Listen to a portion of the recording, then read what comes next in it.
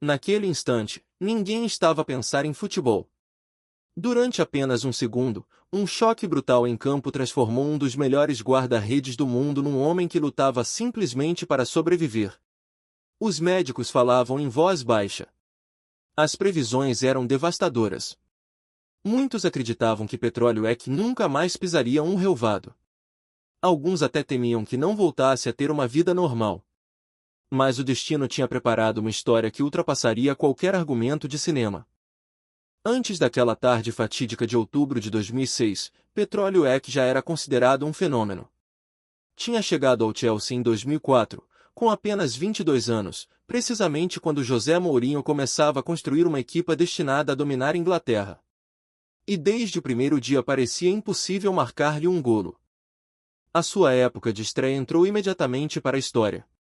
Passou mais de 1000 minutos consecutivos sem sofrer qualquer golo, um feito quase inimaginável na Premier League.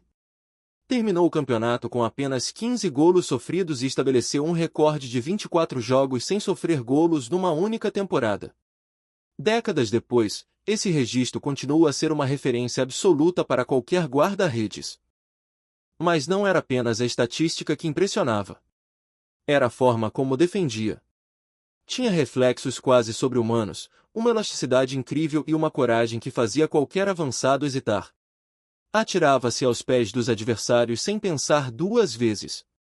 Parecia invencível. Parecia destinado a dominar durante muitos anos. Até chegar o dia 14 de outubro de 2006. O Chelsea visitava o Reading num jogo aparentemente normal. O relógio mal tinha começado a contar quando aconteceu o impensável. Um passe em profundidade, um avançado lançado e Petróleo Ek saiu da baliza com a coragem de sempre. Mas, desta vez, o joelho de Stephen Hunt atingiu violentamente na cabeça. O estádio ficou em silêncio. O impacto foi tão forte que provocou uma fratura afundada no crânio. Fragmentos de osso penetraram para o interior da cabeça. Mais tarde, os médicos confessariam que bastavam poucos milímetros para que aquela história tivesse terminado ali mesmo. Ek foi retirado de maca enquanto jogadores e adeptos observavam incrédulos. O futebol deixava de ser importante. O único pensamento era saber se ele sobreviveria. Como se o destino ainda não estivesse satisfeito, nesse mesmo encontro o guarda-rede suplente do Chelsea, Carlo Cudicini, também sofreu um choque gravíssimo nos minutos finais. Perdeu os sentidos em pleno relvado e precisou igualmente de assistência médica urgente. 2 ambulâncias, 2 guarda-redes hospitalizados e um ambiente de absoluto choque. Foi um dos dias mais assustadores da história recente da Premier League. Seguiram-se cirurgias, placas metálicas no crânio e uma longa recuperação. Os especialistas eram claros. Se regressasse ao futebol, teria obrigatoriamente de proteger a cabeça. Sem isso, o risco seria demasiado elevado. Foi então que apareceu aquele capacete preto que viria a tornar-se um dos símbolos mais reconhecidos da história do futebol. No início, parecia estranho. Muitos olhavam para ele e pensavam que representava fragilidade. Um sinal de medo. Um lembrete constante da pior lesão da sua vida. Mas aconteceu exatamente o contrário. Poucos meses depois, Petróleo Ek regressou aos relvados. Apenas 3 meses após uma lesão que podia ter sido fatal, estava novamente entre os postes. E o mais impressionante foi perceber que nada tinha mudado na sua forma de jogar. Ou talvez tivesse mudado tudo. O próprio Ek revelou mais tarde que praticamente não se lembrava do momento do choque. A amnésia apagou aquele instante da sua memória. Recordava-se do início do jogo e depois apenas de acordar no hospital. Curiosamente, isso significava que o medo nunca ficou gravado na sua mente. Continuou a lançar-se aos pés dos avançados exatamente como fazia antes da lesão. Continuou a desafiar o perigo sem hesitação. Mas havia outro detalhe que poucos esperavam. O capacete transformava completamente a sua imagem. Sem expressões visíveis, com aquele equipamento negro a cobrir a cabeça, parecia um guerreiro. Um gladiador moderno. Um verdadeiro robô entre os postes. Os avançados encontravam-se frente a frente com alguém que parecia impossível de intimidar. E, enquanto isso, longe dos relvados, outra batalha começava. Uma batalha milionária. O primeiro capacete utilizado por Eck era fabricado por uma empresa especializada em rugby. Era a única proteção que oferecia a segurança exigida pelos médicos. Só existia um problema. O Chelsea tinha um enorme contrato com a Adidas. O próprio Petróleo Eck era patrocinado pela Adidas. A seleção checa também utilizava equipamentos da mesma marca. No entanto, bem no centro da testa do guarda-redes aparecia o logótipo de outra empresa. A situação gerou enorme desconforto entre patrocinadores e dirigentes. Durante algum tempo, o logótipo teve até de ser coberto para evitar conflitos comerciais. Mais tarde, a Adidas desenvolveu um capacete personalizado exclusivamente para Petróleo Eck.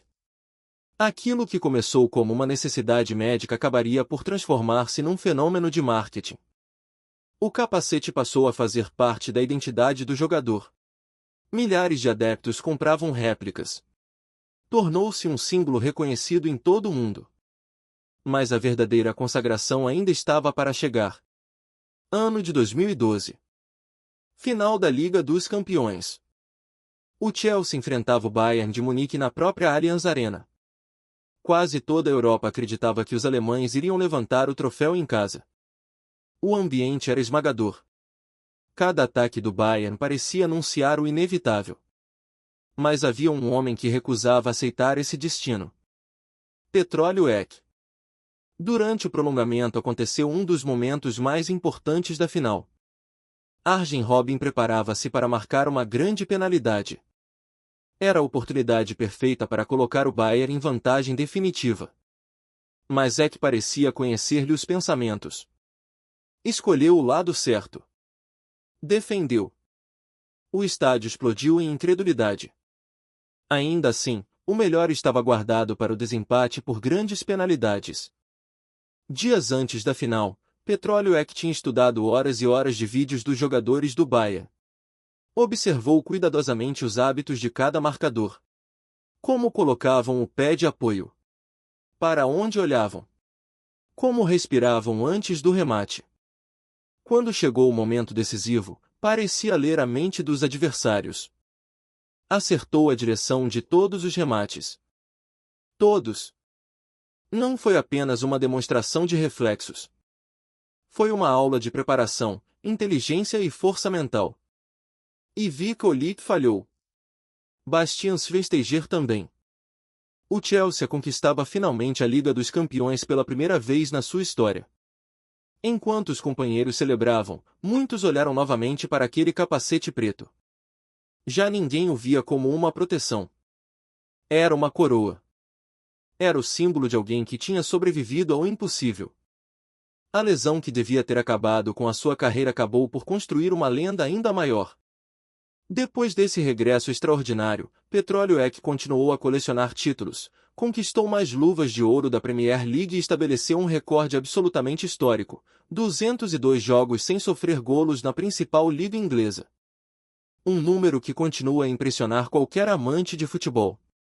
O rapaz que quase perdeu a vida tornou-se um dos guarda-redes mais respeitados de sempre.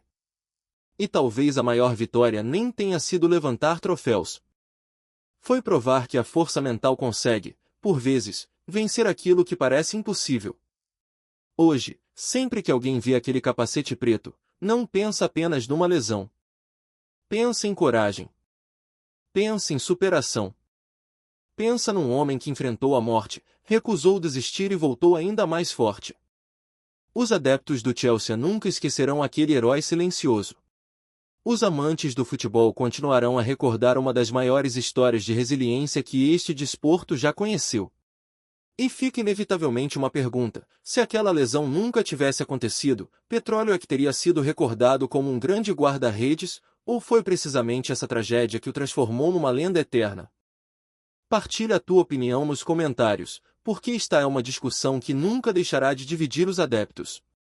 E se gostaste desta história e queres descobrir outras jornadas inesquecíveis do mundo do futebol, subscreve o canal e volta para mais histórias que mostram por que